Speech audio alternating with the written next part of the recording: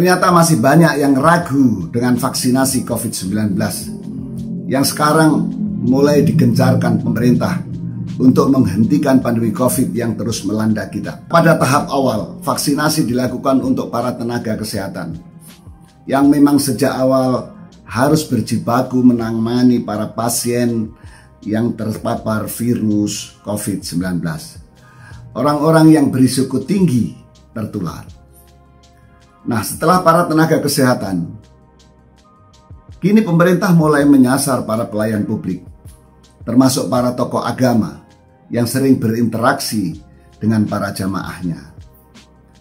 Pendaftaran calon penerima vaksin dari tokoh agama telah dimulai dengan mendata para takmir masjid, ustadz, ustadzah, juga para tokoh agama lain seperti pastor, pendeta, biksu, dan yang lain. Namun ternyata tidak semua dari mereka yang menjadi sasaran vaksinasi baru ini bersedia. Ada yang menggunakan alasan agama tentang halal haramnya vaksin yang digunakan. Ini dialami oleh Dewan Masjid Indonesia Kota Surabaya yang sejak seminggu lalu diminta bantuan Dinas Kesehatan Kota Surabaya mengedarkan formulir pendataan berbasis masjid. DMI Kota terus menugaskan ke DMI Kecamatan. Mereka yang kemudian berkeliling ke masjid-masjid, mendatangi para takmir masjid, mendatangi ustadzah, mendorong para takmir ustadz dan ustadzah mengisi formulir pendataan calon penerima vaksin berikutnya. Ternyata tidak semuanya bersedia. Mereka beralasan karena kehalalan vaksin COVID-19 masih diragukan.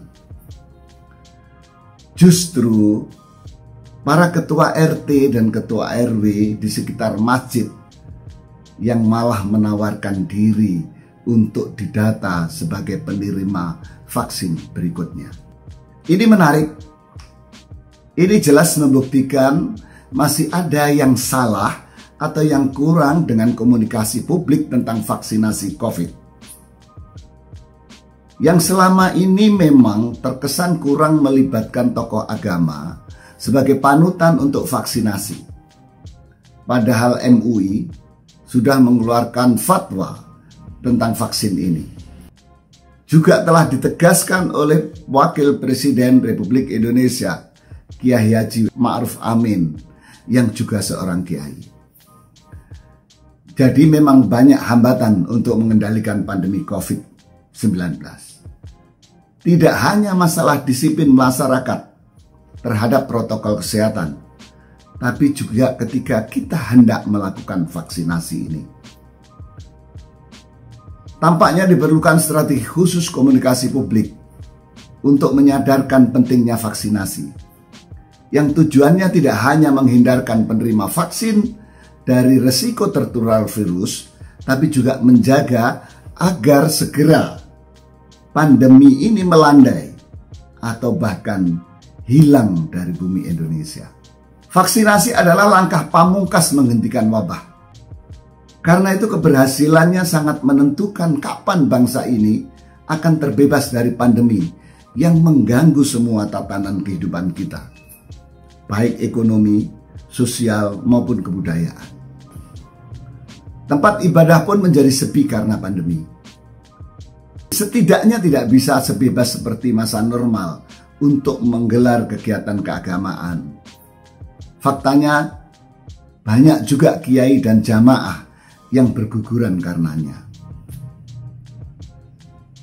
Pemerintah perlu menjadikan tokoh-tokoh agama ikut menjadi figur publik yang disuntik vaksin. Bukan hanya pejabat publik,